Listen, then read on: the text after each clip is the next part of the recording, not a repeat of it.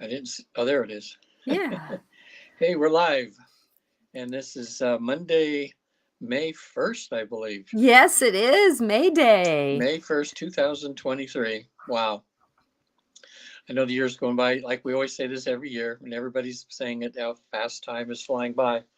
It's just zooming by here. So it's about our 2.5. I think, I forget, was it October, like when we first started, a couple years ago? So it's I been think about so. we've been doing this about 2.5 years now. And it's funny, you think we'd run out of things to talk about, but we don't. I mean, life is complicated. I'd like to introduce myself. My name's Regan Forston, and I'm have a private practice as a clinical hypnotherapist here in San Francisco area, in Northern California. But I'm certified with the Newton Institute, and this gives me my connection to Natasha here. Is we have a process that allows people to, in a deep state of trance, which most people can reach, about 90%, and in that state, they're able to expand their awareness to what lies beyond here. So, in other words, they get to go to the metaphysical side of things. It's like having a near-death experience without the death part. But anyway, they get to spend a couple hours on the other side, going face to face with their guide, going before council, getting pre-prepared questions answered that they have about their life, visiting a past life on the way there, which is very interesting. And so that's my connection, is how I help people in a spiritual sense to know more about what their life's about, so they can kind of get to work, because they're going to find out when they go to the other side that their life's not happenstance. It's for a reason and purpose. They chose their life, the people in it, and the experiences and things they wanted to learn. However, when the gate of forgetfulness kind of goes up when we're born, sometimes we forget what our mission is and everything. Our life seems to be falling apart. We don't understand why. And that's what Natasha and I do here. She'll tell you in a minute, try to help you figure out, to kind of reconnect to that higher self, in a sense, to find out what life's really all about. Mhm. Now, in that process, is well, Natasha, I'll talk, or you can say what we're going to talk about today. But Natasha, please introduce yourself for the people that are new listening. And yes, I am Natasha Venter. I am a seer of many lifetimes, a inspirational, life coach type of person who really supports you mediumship through whatever you need to do. And I'm, updating my website. I'm so excited because I actually have on there the session that you can go in and help heal your DNA family tree and Oh, your nice. past life family tree, whatever you're going through there. Because a lot of us carry contracts in that we don't really realize come from past lives that can stub us. Like for me, I felt like I've been cloaked my whole life, that, no matter what, whatever I was doing, I was cloaked. And yeah, I'm dyslexic, and that was part of it, and that was my self-perception.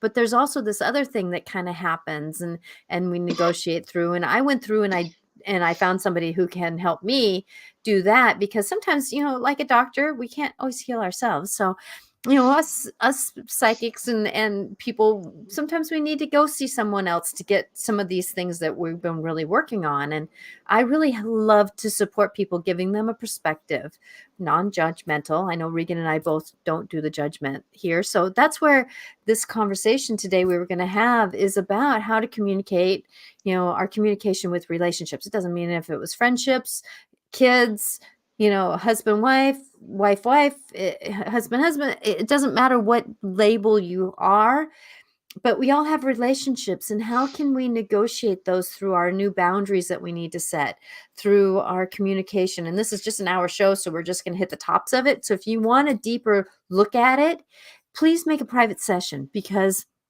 this is just a synopsis on how you can do it here, but yet private Yeah. sessions do help you out. And as we go forward, it's one of those things that everything is personal, especially what we're going through right now. And we're in the middle of Mercury in retrograde, and that happens 3 times a year. So this is a thing, but it's always, communication is a huge thing with Mercury in retrograde. Pluto today is going on to retrograde. So there's, when it's an outer planet, a lot of times it's affecting our outer world, our jobs, our bosses, our, different things like that. And yet but how does that outer world affect our inner fears, which can trigger our communication? So, are we do we have discernment when we're dealing with our communication? Are we all about that? So, like Regan, you were going to say that, and I just kind of led that in. But Regan and I have been partners for a long time, and I'm so grateful that we have, his perspective, my perspective. He's got many years of perspectives, and like I couldn't. It's like people hearing that my husband was an drunk 90% of his life, and now they look at him and go, you can't be someone who is drunk, because he's not in that persona. And like people, if you look at you, it's like you dealing with anger management. Yeah. Ooh, that doesn't even seem like it's in your energy field anymore, because Yeah. that's not who you were. I mean, it's who you were, but not who you are, because you were in frustration, you were in reaction, instead of in that peacefulness of who you are as a person. And people always say, how do you negotiate what you negotiate through? And I go, I just kind of gotten to know myself. I've gotten into that, knowing that, I am not the realities around me. I'm interacting with them, but I'm not the realities that are around me. Sometimes I have to dance in them. Like I got some news today that was like, holy crap, yay, and I'm interacting with it, but yet it's affecting me deeply. And so this is in Mercury in retrograde, so I'm excited. Yeah. But we all go through something. Yeah. And so people watching, I think at some point in everybody's life, they go through relationship difficulties. And today we'll talk a little bit about boundaries. We try to talk about everything from a little higher viewpoint, instead of being focused on just the earthly viewpoint. When you get a perspective from a spiritual perspective, it's a whole different ballgame. It's a lot easier to deal with relationships, to kind of navigate through the difficulties when you have a much higher perspective. That term retrograde all the time, we hear that, we just kind of know what it means. But would I be right in saying that, I'm trying to think of the easy way for like me understanding things like that. In other words, that if everything's energy, and sometimes energy is smooth, like the ocean waves are smooth sometimes, and then sometimes a storm comes up and the waves are knocking you around, okay, or your boat's so bad that your boat's going to sink. So what I think of when we say 3 times a year Mercury's in retrograde, that it's that time when the energies are changed in such a way that when we want to do things, it's not as easy as it is other times. And it can affect emotions, physical things. It's just, everything can kind of go a little wonky, a few times a year. Exactly. But the thing is that's kind of in the grand design, because that's when things get shaken up and people, problems and issues that people have kind of come out, and then they see what they need to work with. So to me, I think it's kind of a good thing. It's the time when we have to look at things in a more serious way, or we actually have to put some effort in to get through these difficulties and everything which we learn. So it's kind of like 3 times a year we have final exams, like if you're in college, where you gotta really concentrate. It's going to be a little difficult, but you study, you just do what's necessary, and then you get through, and whew, you go, wow, so glad. Then you go on a little vacation for a little while, where it seems like things are easy breezy until it comes around again. So that's all Exactly. it is. It's not a so some people think it's like a hellish thing, or it's like Well, God's sometimes it is a punishment. hellish, sometimes it can, Well, sorry, yeah, it yeah, can be a hellish experience that yeah. is triggering us, because it is. And sorry, Regan, for speaking over No, you this here. is what this is what we do here. But see, that's right too. So I mean, depending on everybody's perspective, but um, again, when you have the spiritual perspective, when you're going through something which you could consider a very difficult thing or hellish, meaning Mhm. this is awful. It's just, you think you Yeah. can't get through it. always having that higher perspective that you're going through it for a reason. There's lessons to be learned here and everything helps you to get through that with so much less damage, now that you can get through it. Okay. Where some people become completely defeated and, in a sense, give up on life. I think which is the cause sometimes of suicides. They get sometimes where things are so bad and their mind thinks it's never going to get better. Which everything always gets, the sun always ends up coming out, eventually.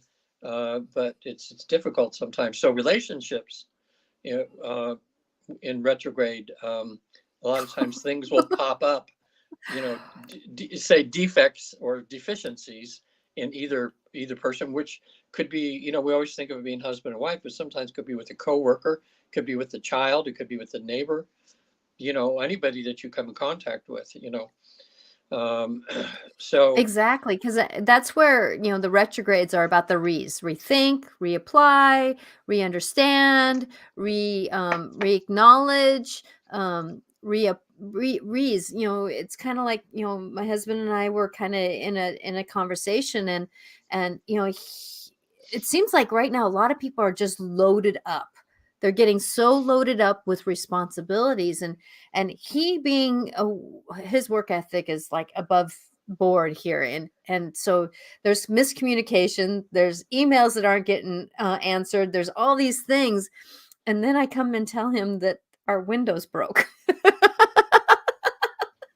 Yeah, which is a part of the timing as Mercury. Now, I'm going to say that this window's been kind of ailing for a little while. Now, it didn't crack, but the inner workings didn't work, right? And so then he went into reaction, which is, well, this is something else I got to do. And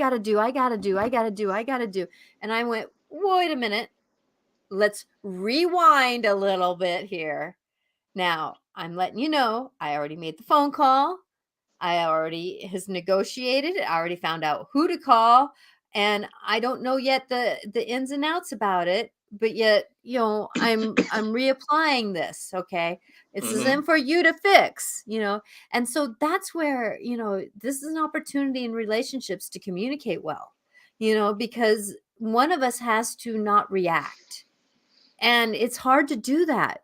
And if you're always the one that's not reacting, always the one not reacting, it gets tiring. So how do you negotiate when people aren't allowing yourself to communicate? Or it's not a you help, I help, you help, I help. Well, that's where we got to work through this, because I know that I went through in a 33-year relationship with my husband that it wasn't always an easy place to communicate. It wasn't an easy place to negotiate. And so that tug and pull of scream into a pillow. I so agree with that. Veronica said that. Scream into a pillow. And, because we have to release these angst and energies. And I love that, Veronica. Thank you for saying that. Scream into a pillow. Yes. But sometimes we can't, because we have to be right there in the involvement. So how do we negotiate these relationships with communication? Let's chew that one off a little bit for right now, and then we'll go into boundaries, because communication is part of boundaries. Communication is a part of that whole scenario, right? So communication. What have you found, Regan, that can help with communication in your relationships? Well, what I try to do, but since I'm a 9 Enneagram, which means peacemaker, it's hard for me to speak up sometimes. My feelings are, but they build up finally until you just have to say something. And I try, for the most part, to just say it in a non-threatening, easygoing, or I don't know if easygoing way, and try to do it in a non-threatening, pleasant tone. Although sometimes, because it's built up so much, I come out a little snarky, I think, but I try to, taper that as much as I can, because I know when we're trying to communicate with each other, when we come at it with with negative energy, right off the bat, you're you're shooting yourself in the foot and thinking it's going to get better, like it just sometimes it just throws gasoline on the fire, when we let our tempers or something to come out talking about an issue. But I'd like to keep working on that, to the fact that when I need to say something, that I can always say it in a kind way, because, what most relationships we have, they're with people we care about. Now, sometimes it could be like a coworker that you just have an adversary relationship all the time and everything. But, even if you have an adversary relationship, it can be okay as long as both people are behaving properly.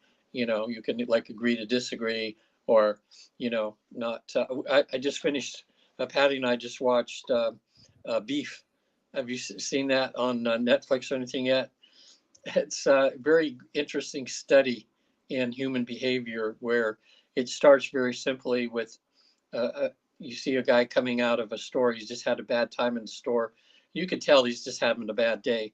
And he starts to back out, and there's a woman going by in a white car, and she sees him starting to back out, and she just yells and screams at him and honks her horn and flips him off.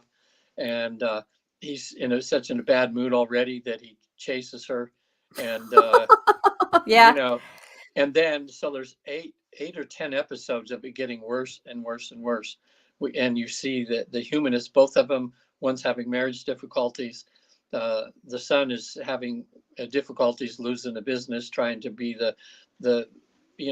trying to be the one to keep his family together, take care of everything. Is too much pressure.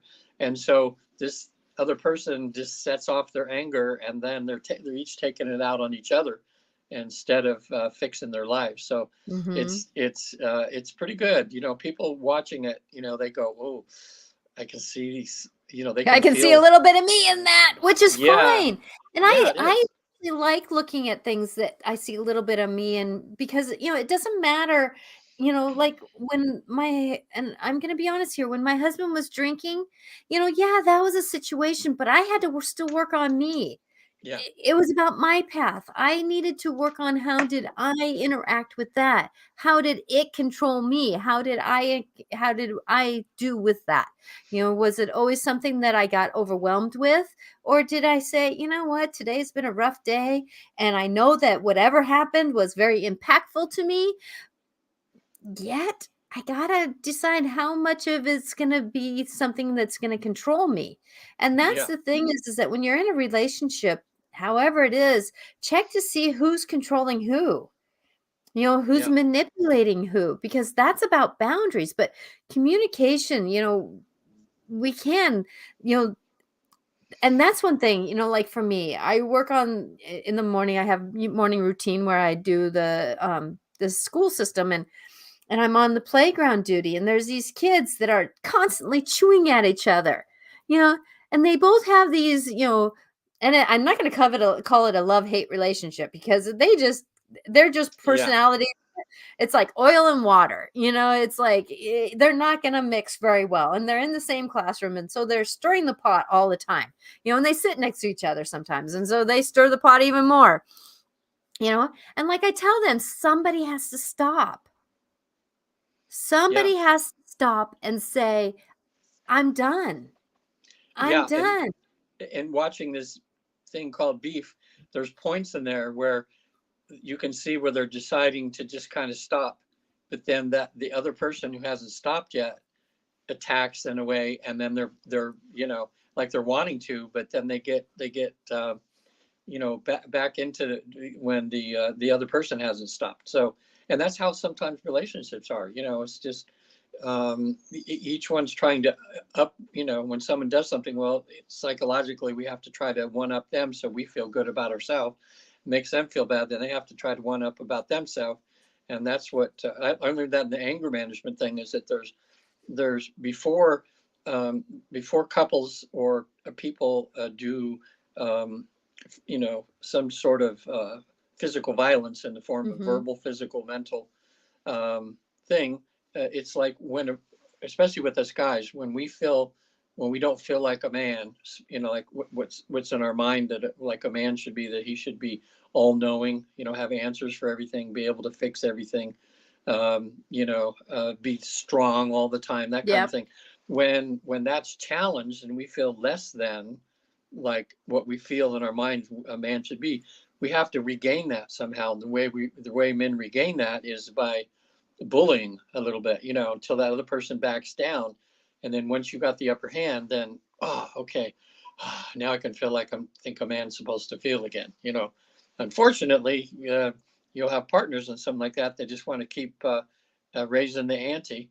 And, there's stages. Usually there's emotional Or you abuse. feel like the stairs that are getting walked on, because Yeah. the you're being the one walked on going up, and then you get into that passive aggressiveness. Yeah.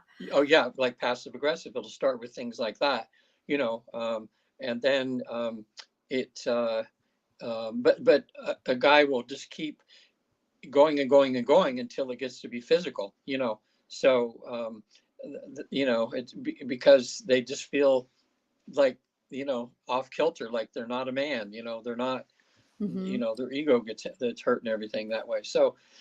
Um, you know But the it's a little things sometimes can lead to really big things when that happens. Exactly, because those little things do add up to big things, and that's one thing that I've noticed is that, because my husband is a double fire sign and I'm a double water sign. So if he feels like I'm putting him out, taking him over, then his fire wants to roar up, right? Yeah. And so with that we can really get into a dance. But the one thing that I've really understood is that sometimes when communication is having a hard time, that I needed to set up the boundary and say, babe, we're spinning or we're doing something I don't want to do anymore, and I don't want to go down that rabbit hole anymore. Yeah. And I've said those words. Actually, I don't want to go down this rabbit hole anymore. I'm done going down this rabbit hole. I want us to do better, and I'm going to choose to walk away. Yeah. There's nothing worse than being in what I call it the roundabout, Mm-hmm. just round and round and round, no matter what you say, it just, like an argument's getting nowhere. And that's when it is good to step away for a while and to calm down, Yep. Especially because, even when they say, sometimes it's best just to forget it and sleep on it. And you wake up and that your energy's more, gotten back to normal by the time you wake up. And, or you take off for a few hours, let yourself calm down, and then try to, go back in and start again, So. Exactly. It's just so hard, but I can tell you, living with, when you're living with an alcoholic, they're a natural narcissist. So Yeah. it was like it was hard for me sometimes, some years in the past, to keep my head above water. And so the one thing that I had to do was have those boundaries, but I know I couldn't snap back. That snap back didn't allow me to do better, Mhm. and I carried it with me too much. And so with that, I sometimes I just said, I can't do this anymore. I don't want to do this anymore. I can't do this anymore. I need to stop and take a break. I didn't say we. I didn't go to you. I went to I. And that's the thing is that I have found that when I stick in the I department, that usually does better. And like talking to about the kids on the playground, a lot of times I say someone has to stop, which means if somebody starts it, don't reply to it. It's like replying to a text. You don't always have to reply right away, right? Mhm. And then I said to the person who, referring, and if you start it and somebody stops it, you need to stop. And I was talking to the same person, and I said, flip that back over. Now, if you start it, you don't reply, and then you don't continue it. That's the only way to heal it. But I'm telling you, though, that some of these people like to stir the pot. They're pot stirrers, and they're always Yeah. looking for that reaction. They're always looking for something. And the best way to do is just walk away if you can. La Yeah. la la la la, walk away, not be mean about it, but just walk away. Yeah. We learned in the anger management that I took for 3 years. Gosh, that's been almost 30 years ago now. Wow. 32 years ago. And you, when you're in a heated argument, the best thing to do, you have to let your partner know, is to tell them, just to say, look, I'm just, my emotions are crazy right now. I don't want to make this worse. I need to take a little break here. So I'm going to leave for a little bit, or I'm going to go in the other room or something, and then we can discuss it later. What you don't want to do is just to, throw up your head, like slam a door and get in the car and take off, or just ignore the person and go in the other room. That creates what we call a reverse chase. In other words, where if you're not letting them know, and you just leave the room, or you just stop the communication, um, and then when you take off, their instinct is to come after you, you know. Mm-hmm. And what men do is like, okay, if someone's attacking me now it gives me permission to attack them back. So sometimes psychologically, men do this reverse chase thing where they, uh, you know, uh, just take off or run out and slam a door or something. Then the other person comes chasing them, and then they turn around. Oh, I'm being attacked now. So it kind That of gives gives me them a permission, in permission to quotation be marks. more. Yeah. So you have to, in a loving way, in your feeling, and just say, look, honey, I love you.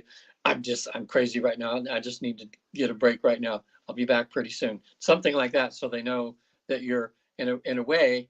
And when you would get that way, you start to begin to get the respect back from your partner, because they're seeing that you love them. You do not want to make this worse.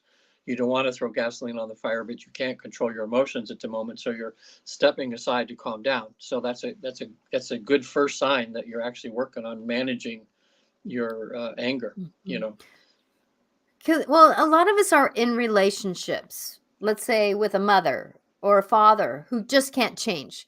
They're so in their ways, they're so in their moment. We're married to someone that's in that same boat. They're so set in their ways. Like I said, I was married to a narcissist. There's a lot of us that have relationships with this. We all have narcissistic attitudes in us. Mm-hmm. We all naturally do. A lot of us know how to keep it in check. There's other people who don't, right? And Mm-hmm. so we have this, or we have kids who just are in that age, the teenage year, where they're just always pushing the buttons, always doing something, stirring the pot. But I know that a lot of times that if you practiced your way into it, you have to practice your way out of it. Yeah. So, and somebody has to start the practice out of it. And I know for me, that I'm lucky that I'm married to a man who is willing to look at himself. Willing to look at That's himself. huge. It is enormous. And I'm grateful for that. I also have an understanding that, I have, other people in my life that, they're not willing to look that way. But I would say though that I have to put everybody kind of in a section, well, this is somebody who I have to not have certain conversations with. I have to have those boundaries with myself. Or I can have a boundary of the timing I speak. There's a timing, like I knew the window was broke the night before, but I know my husband isn't, he's burnt out, he's cooked by the end of the day, right? Yeah. So is this the time to really say this information to him? No. Yeah. So I chose to say it in the morning when he was more ready to move forward, more willing to negotiate the day, and it was easier to state a problem. So Yeah. timing is huge in a lot of this, and it's not always in our timing. And I know for me that when I was practicing changing how I communicated with my husband, there's a lot of times I would say, hey babe, there's a conversation I'd like to have. It's a good one, but I just wanted to know when would be a good time to have a good deep conversation about something. Yeah. That's a good point. and Yeah. and sometimes you'd say, well, now's a good time, or you'd say, give me a chance to go to the bathroom first, or that way he Yeah. would know that it's a deeper conversation. And And I would lead it by saying, it's a good one. It's kind of about, let's say, schedules or, that kind of thing. So that he would kind of get an idea what it's about. And so he didn't feel sabotaged. And that's the thing, is a lot of our old triggers are that feeling of being sabotaged that doesn't help. It really doesn't help. Yeah. So I think God's actual purpose for men and women getting together who love each other is to actually go through some trials and tribulations and some things like that. And that's how you actually get to really get to know the other person. And because eventually when you have a breakthrough, that's usually when one or the other becomes more vulnerable, and you find out, you get to know them on a deeper level, that way. In this life between life process through the Newton Institute, where we have people go to the other side, a lot of times, well, first of all, as we mentioned on the show many times, this 70,000 people we've had go to the other side, what we found out is that, home is over there. We're born over there. We come down here for experience. And then when we're done with the experience, we go back home again. But over there, they make contracts, like, if they're going to be with their soulmate or someone that, in a really deep relationship and everything. It's always usually about teaching each other through, the marriage or the relationship process, to teach different qualities to each other so that they can become better and closer, So, because sometimes people think, well, I met my soulmate, so now it's going to just be easy breezy the whole way. We're just going to be nothing but love and hugs and all that. But then, and that can happen. Like sometimes couples on the other side, they decide to have like a little vacation, or they'll come down for a lifetime and just enjoy each other, like spend time, sitting in the sun, doing good stuff. But most of the time, it's about teaching each other some more things. Like I had one client who was just a really, really beautiful human being. And I never could figure out why she never found a significant other. There was always it was just seemed to be a lost cause. Well, I asked her, or I recommended her to have a life between life process. She did. And in the process there, she met her true soulmate, who is on the other side. And they had this conversation. He said, look, what you don't remember, sweetheart, is this time, instead of coming down together because we were getting so codependent with each other, we decided you needed to go down and just wing this on your own, because you were going to learn to be a strong woman. You're going to learn to set boundaries. You're going to learn all kinds of things. And then when you pass away, hey, you're going to come back up here and I'll be with you, kind of thing. So her realizing that really relaxed her so much, so that, her life is so much happier now that she's not looking for something that's not here in this lifetime, in that way. So, in other words, that was a couple who on the other side are really, really close. And they decided by one coming down and then being separated for a while was going to be a good growth experience, for both of them, actually, because he had to wait it out for her to come back to be with her. But they did it because of that they loved each other. When do you think? I think this is because we both coach and everything. Natasha, when do you think it's a good time for couples to seek out a counselor, like to go to couples counseling? We can do so much on our own. Some people can do it on their own, but a lot of people, they really can't do it on their own. They need some help. So when would you suggest that people really think about going to, well, either couples counseling or even just getting some counseling for themselves on how to deal, with a partner? I personally understand that when somebody's going through a life-altering experience, that's a good time. Because you mean then like one or the other of the couple is going through something? Going through a life-altering experience, that, that's a good time, because perspectives don't always negotiate the same way. And so, like when somebody's going through like a death of the family, not everybody deals with grief in the same way. Or let's say someone went through a car accident, or, I'm just saying, and it doesn't have to be bad or good, or somebody is going through like a big increase in their job responsibilities. right? And then that's a job, that's a you know, a perspective. So if you're getting to those points where there's going to be a contradiction of separation, you know, like if somebody is really busy and somebody's not busy, or if somebody is struggling with finding a hobby and the other person has a hobby and they're all good, you know, when you're finding those separations of too much differences, then it's good to find some way to communicate about that, getting different perspectives on things, reaching out to counseling or talking to someone can always be, you know, a lot of ministers at this time are good people just to bring in perspectives to help someone to get a leveling field, because not everybody can be busy or not busy at the same time, right? Yeah. And so it really get, or somebody has a dream to accomplish and the other person doesn't understand that dream. And so how do you negotiate that the scenario and support that scenario when it's something that you really don't get. You don't Yeah. get it logistically. So I would say when differences feel too different. You mean when you're feeling too much difference between you and your partner Yes, you know, that way like because you're I don't going in different understand why they're directions? doing that. You Yeah. know, I really, and it's something that's really impacting my family. I just don't get why they're doing that.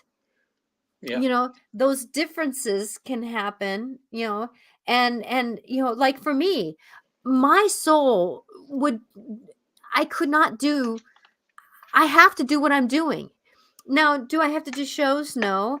But I can tell you my whole life would be probably a whole lot easier if I just went to school, you know, work at the school, elementary school, and come home, Yeah. cook dinner, and my husband would be happy, you know, we would be happy, but my soul would be fizzling Yeah. out. You know, if I Hmm. don't do what I'm doing, I and he sometimes doesn't understand it. He's very black and white. He's very, you know, Hmm. logistic. He's very, you know, who he is, and he doesn't understand the soul-driven attitude I have. Hmm. You know, he's got his soul walk to do, but he doesn't quite understand that soul-drivenness. And that's Well, a yeah. difference is that you know, we could, luckily he's willing to talk to me about it, and I found ways to involve him so that he doesn't feel so left out of Right. that, if that makes any sense. Yeah.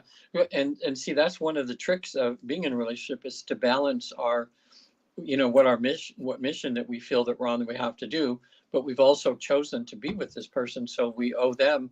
In other words, they're part of our mission too. I mean, so you have to have that balance. Like I Mhm. thought of this the other day with these, watching the golf tournament, and um, for someone to win like the FedEx Cup, they have to get so many points, and it puts a lot of pressure on them to be in as many tournaments as they can because they Yes, can choose which one they're going to be in. my husband, I'm And a golfing widow, yeah. right, so these guys, I mean, some of them they play in so many tournaments, and one of them, his wife was and children. He has 5 kids.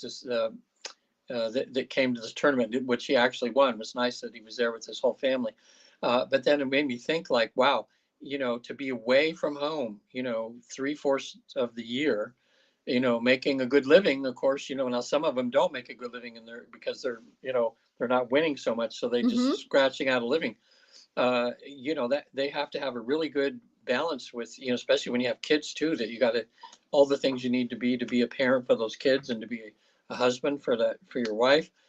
So it's quite a balancing act sometimes, and And that's where I think that sometimes counseling does need to interact, you know, because it's yeah, like, how can we get together when things are separating us? Military families are the same way, right? I was going to say that. Yeah, You yeah, know, or firemen, you know, who are in a lot of these, or you know, if you have a partner who is under a lot of stress, they need to, and sometimes it's not necessarily that they don't need counseling by themselves, right?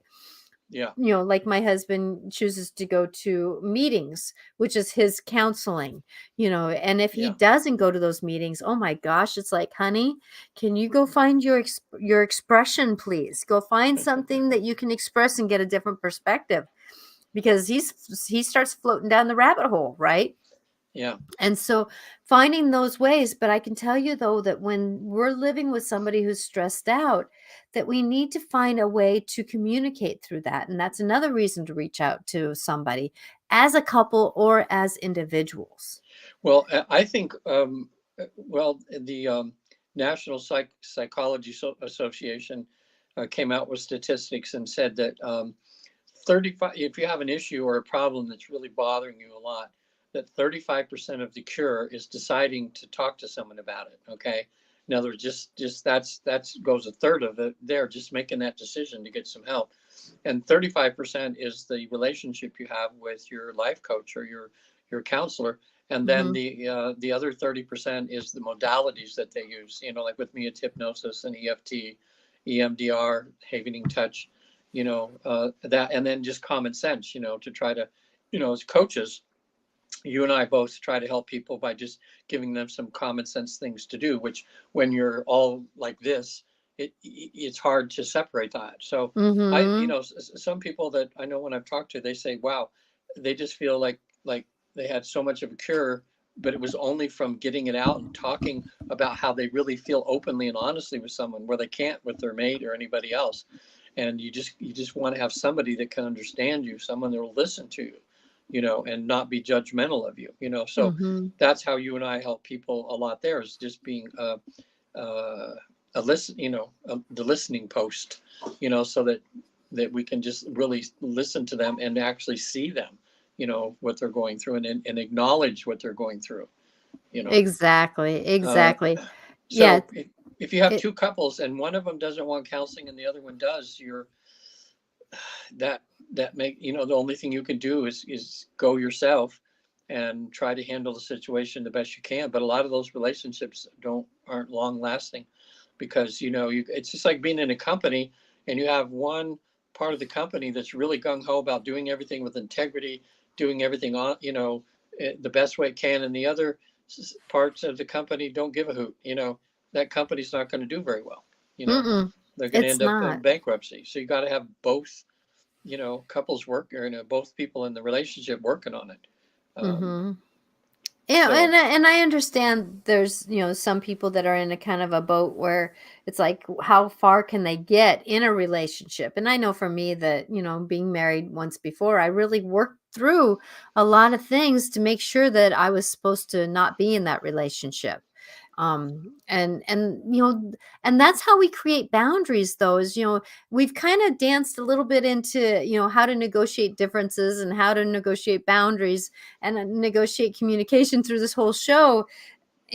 Because it's not all this, that, or the other. It's all one, creating these boundaries, hi, we've got a couple new listeners here. Hi, Paula Sheehan. Grateful you're here. And Jody, thank you. And Jody says, a problem shared is a problem halved. I love that yeah, statement. that's great. That's a good way to A put it. problem shared is a problem halved. Yeah. And going forward in this scenario, that I can tell you that it is that, like for me, going back to the window scenario, right now my husband, he doesn't do Mercury retrograde very well at all. He really Hmm. struggles with it. And that's about communication, that's about struggles. And his company just got taken over. It's now just coming up on a year, so they're kind of in the process of saying, you've had your year grace, now we need you to do the full thing. And then he's complaining, but I send out emails, how do I do it, and nobody gets back to me. And then they just fired the top 3 people of this area, the one that does Wow. shipping, the 2 people that handled this area. They everybody got fired, so he has nobody. And his boss came on from the old company like he did, so she's learning the stuff, so nobody knows how to answer it. So he's just like, I can't run the business like I want to run the business, because he's got a pretty good work ethic, right? And so Hmm. when I came and talked to him about the window, you know there again, it's like, I had a choice not to tell him about it, because I know he's loaded up, right? Hmm. But I knew, like, I kept hearing from my guides, and yes, I'm intuitive here, so I listen to my guides, but there's that part of us that tells us the same thing, that he's going to find out about it anyways. So you might as well tell them at the beginning instead of at the end, Yeah. right?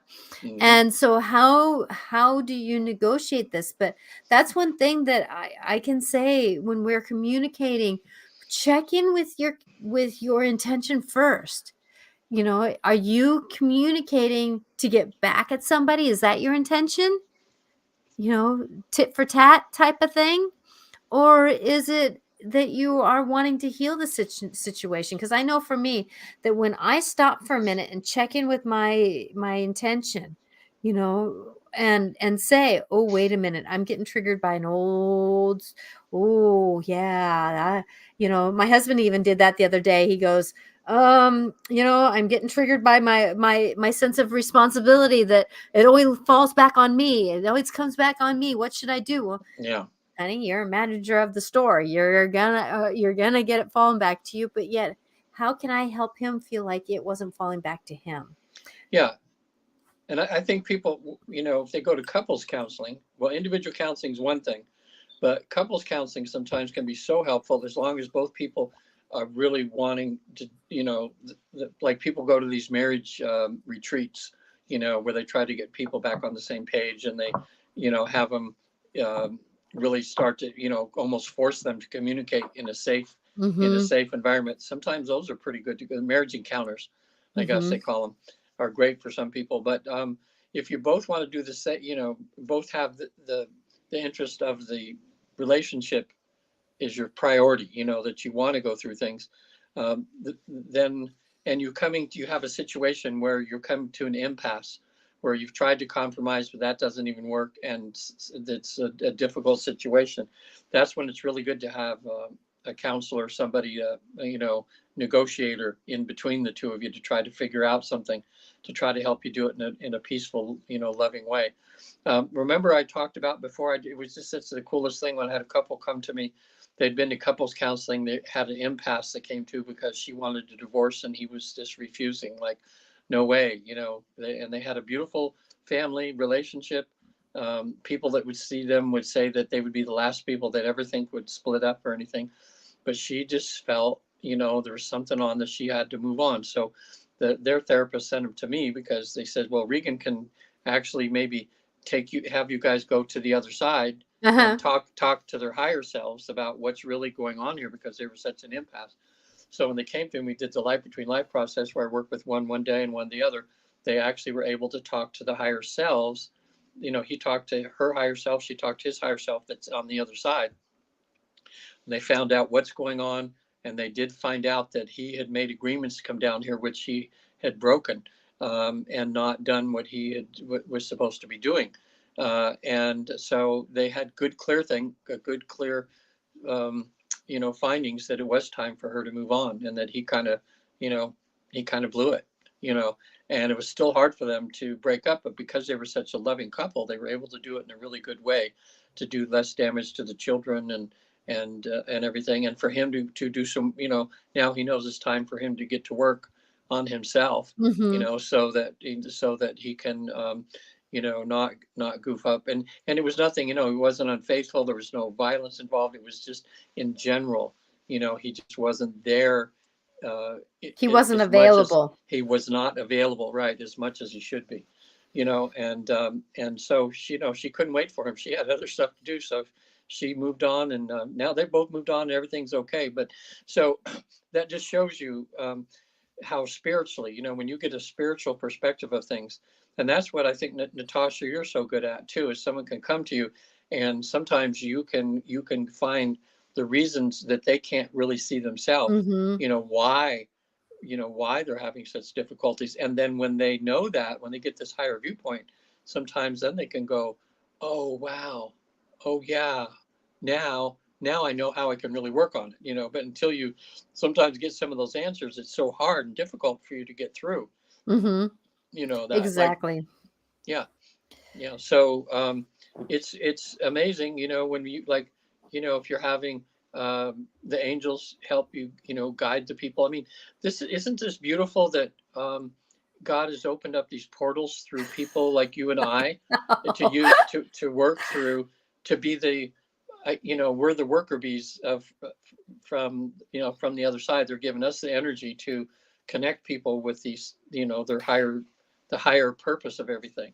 Well, I And know for me personally, if I didn't have the higher perspective, I would not be married to my husband.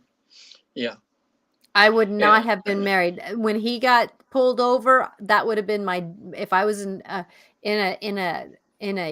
different state of knowing, yeah, if the day he got pulled over, it would have been the last straw. yeah, And yet at the same time, though, I saw this as an opportunity. I heard it was an opportunity. I saw the miracle that was happening in that moment and gave it an yeah, opportunity. But I also knew it wasn't like a fix. He wasn't going to be able to fix. We were going to both have to unpractice what we set up. And I still sometimes, even 12 years later, fall back into an old practice because of stress, tiredness, or whatever. hmm, And I have to catch myself. He falls back into old patterns and he has to catch himself. yeah, So how do we negotiate that? By it's that self-observation. And if we can do that, it does help. And I just got lucky to have someone who's willing, just like you and Patty. I love the thing that hmm. you guys do every new year. You write Oh yeah, down goals that you do. What is I it love again? that. Well, it's so wonderful what Patty got us into doing. Like I met her almost 9 years ago, and then so on New Year's Day, we usually both have a binder, and what we do is we do a page and we look back at the last year, and write down all of the, go back through all the memories of all the good things that happened and everything, and Mm-hmm. then we look at our goals from last year and see which ones we didn't accomplish, and then we trying to figure out, do we still need to work on those, or sometimes you have, in a year things change and you don't need to do the things you did a year ago, and then we write down what we hoped to accomplish in the next year. And so we have a page on relationship, a page on our occupations, like financially, where do we Mm-hmm. want to be, and all those things. And it's a beautiful thing to do together, because then, and when you share that with each other, you can kind of see, oh, this is where they're at, what they're hoping to do, Mm-hmm. and accomplish. And then because you want to support them as much as you can, and when they're going through it, you go, oh yeah, that's their goal for this year, kind of thing. Mm-hmm. It's just it's just a good thing, and it's really fun to do, especially when I like going back over the year and you realize just how much you have accomplished in the year, I know. how many things, and you go, wow, you don't really realize, because that way it gives you A energy for perspective of this to that, you that you can know? do it again this year, for Yeah, things that are difficult. exactly. It's And amazing how far we've come, and we don't even yeah, realize how far we've come. yeah, it is sometimes, and that's what some people, they think that they're never getting better, and I have them look, and I say, okay, you have this. Look at how you responded in the last few weeks to relationship. Now, a year ago, could you have done that? And they realize, no, I couldn't have. Wow, Mm-mm. I am making progress, even though it seems slow, but they still would not want to go back to who they were like the year before. Mhm. So sometimes Exactly. counseling, like, if I see someone maybe 2 or 3 times, and then I pretty much teach them how to deal with their stress, and and give them some tools, and then it's like, okay, now go practice that. Like, they don't need me as a crutch, to just come in all the time. But then, occasionally they need a little touch up, or they'll come back in a year and say, okay, these things have changed now. I need your help or advice on that. Don't you find out too, Natasha, too, that, I mean, you can have a session with somebody now, like some of your clients watch the show a lot of time, like Veronica and Mhm. the others, and you've known them for years. So, it's just every once in a while they need a coach, because Mhm. life, it's not like you have one set of problems and you get through those and now you don't have any more. It's like new ones pop up. Or But or it takes they or we go new through the skills. retrogrades and it circles life is a circle. And so we Yeah. may think we get rid of a problem, but no, because sometimes, it's like we get it taken care of with the husband or or the daughter or the mom or whatever, and then here comes somebody who sounds just like them, like a boss or coworker that sounds just like them and re-triggers that situation, and we go, "Oh, I didn't look at it in that perspective, did I?" Yeah. Oops.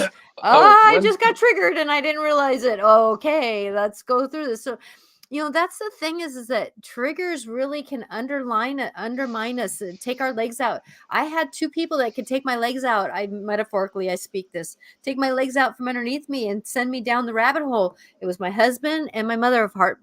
And I loved them both, but they knew how to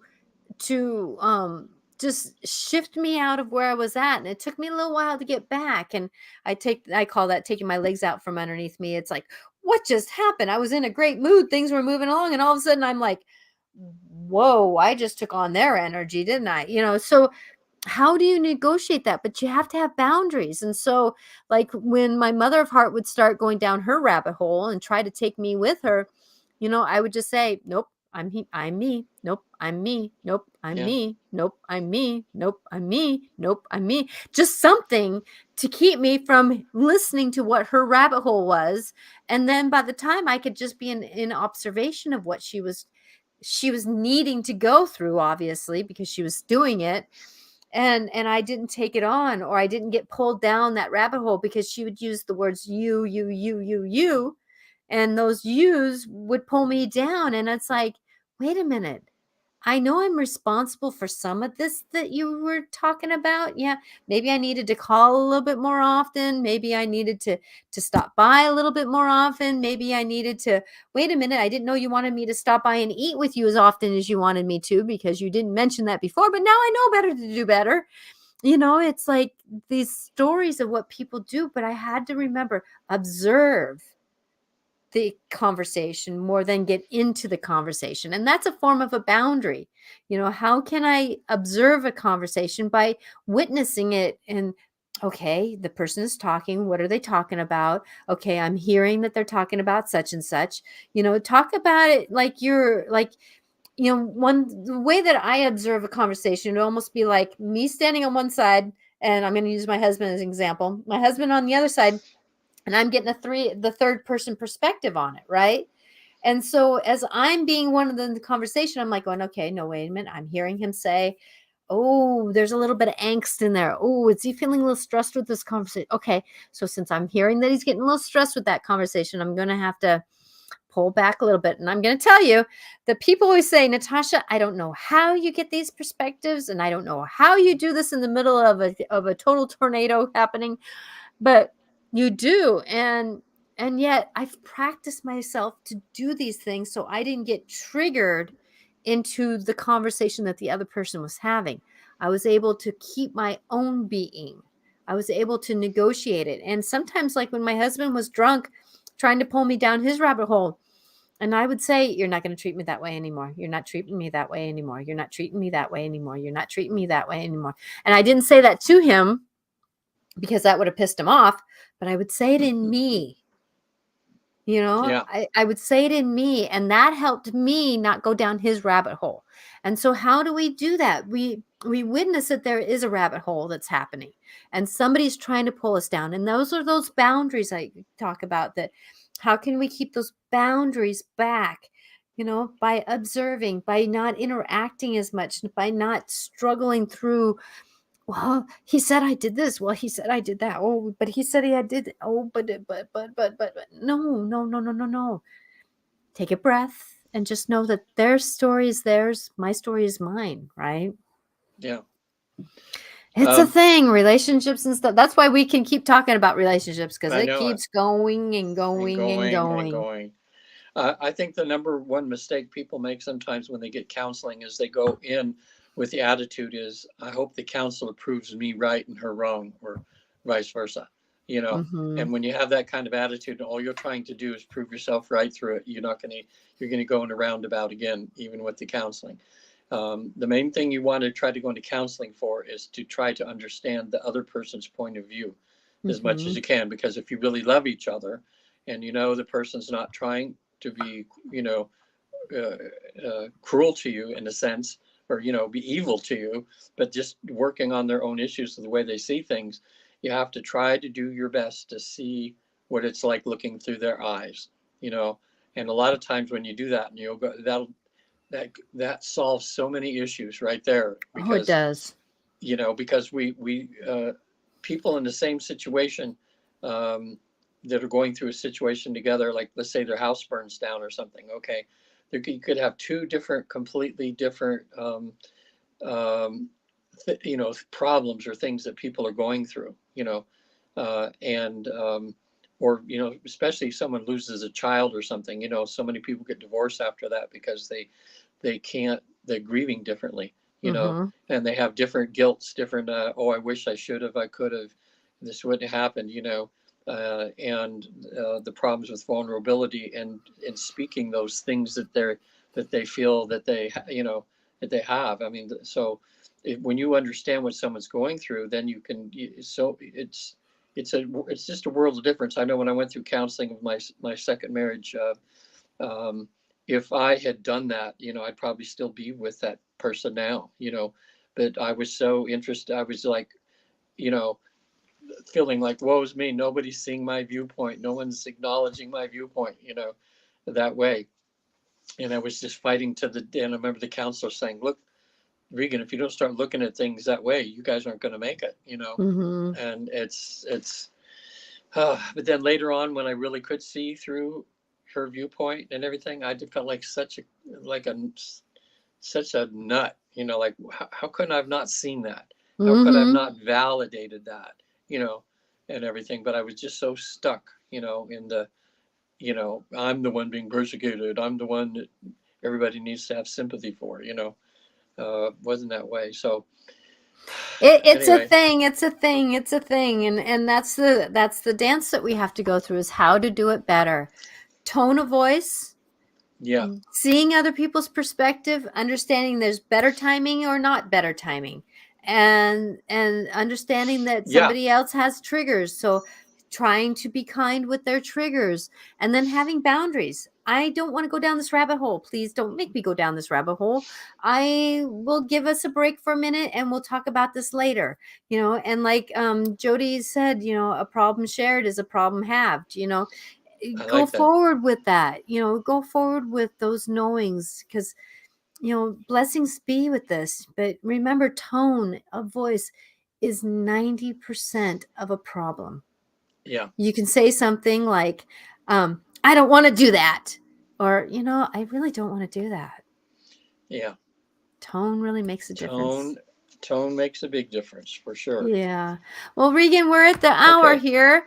I know. Let's pick this up on another day. I don't know Yeah, if we what I we think want we to talk can. about next week, but Yeah, I think that this is a conversation to keep kind of having, because we all have relationships with parents, children, relationships outside of us, friendships, spouses, whatever that even with animals, right? yeah. Um, how can we do that? So, Regan, how can people So, get a hold of you? well, for either of us, I mean, what we're here for, this week is going to be one of my busiest weeks. I have life between life sessions, 3 days. Well, tomorrow, well, Tuesday, Wednesday, and Thursday of this week is going to be three. And so that's right there is about 18 hours of sessions. So it's going to be, really immersing myself. So I got to pace myself that way. So, And watching your relationship, because you might be a little tired, and so yeah. but So Patty it's going to be understands good. you, so Yeah, that's good. And I understand her when she's really busy too. So if you want to get a hold of me to have a session, either a life between life session where you actually get a experience going to the afterlife and back for a few hours in full consciousness. That's a big life changer. It's for some it's people the huge. biggest experience of their life. We can do that, or a simple past life regression if you just want to, kind of get a little more.